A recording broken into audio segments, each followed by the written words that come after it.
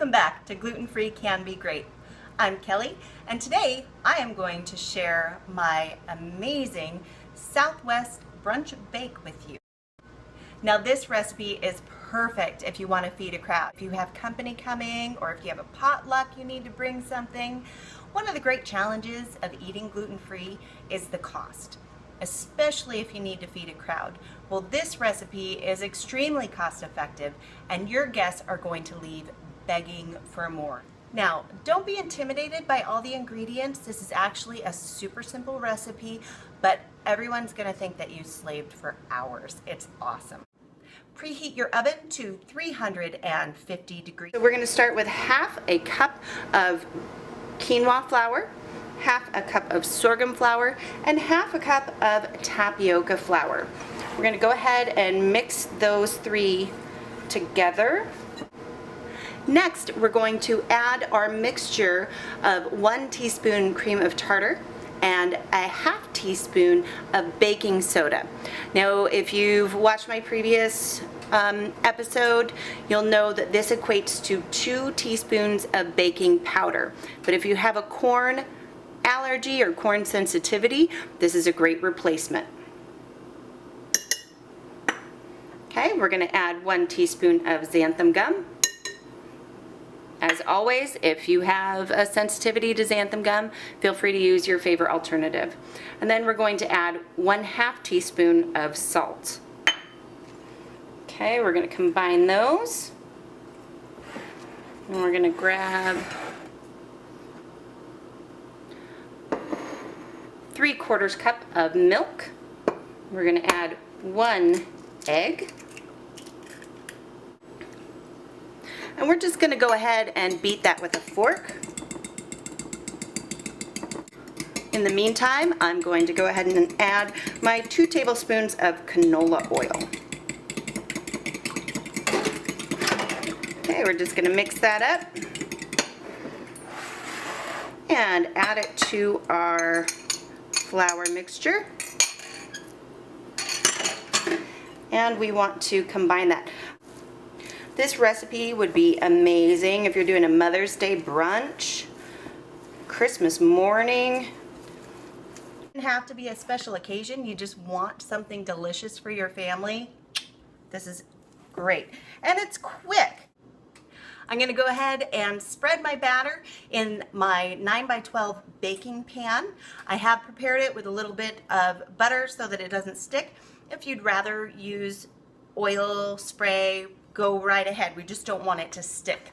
Now the batter may bite you a little bit getting spread into the pan. I recommend dampening your fingers and just push it down. You want it to be fairly even.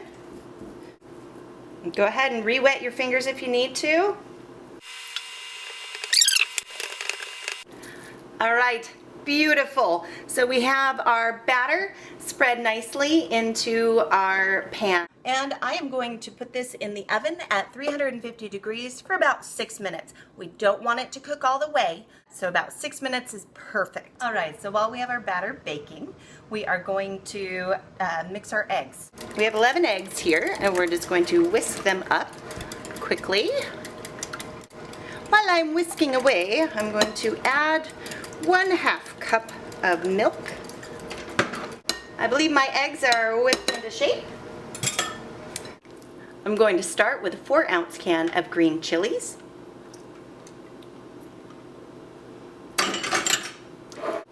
Next, I will add 1/4 cup chopped roasted red peppers, 1/4 cup chopped green onion, and of course, bacon. 3/4 pound of bacon here. It's about 10 slices. Cooked it and just crumbled it up. I'm going to go ahead and add that to my recipe.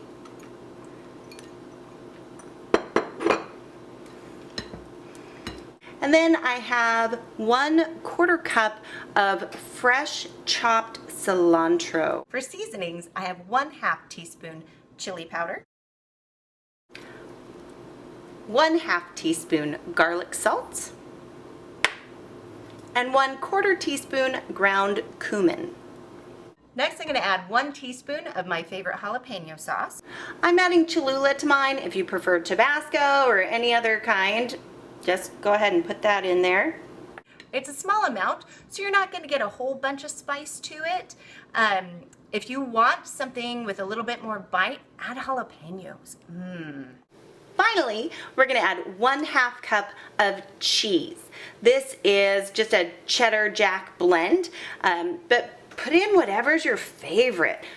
A nice sharp cheddar cheese would be delicious, or pepper jack. And our timing's perfect. We are going to go ahead and grab our batter out of the oven. When you grab it out of the oven, bump up the temperature to 375. And we're just going to pour this mixture directly on top. If you notice there's just one big clump of bacon or cheese somewhere, spread the love. Everybody wants a bite of bacon. All right. So we're going to add this to our oven, which is set now at 375 degrees. So for the next 35 to 40 minutes, sit back, relax, and enjoy the amazing smells coming from your oven. Right. It's been approximately 40 minutes. I have removed this amazing Southwest Brunch Bake from my oven. We're going to allow it to sit for about 5 minutes and cool down. You can see that it's spongy to the touch and the egg is cooked thoroughly. I have my guacamole and favorite salsa and sour cream all ready to go, and I cannot wait to dig in. 5 minutes cannot happen soon enough. Take a look at this gorgeous meal. Your family, your friends, everyone is going to absolutely love this. You can see that the egg is just fluffy and delicious. All right, here's the test.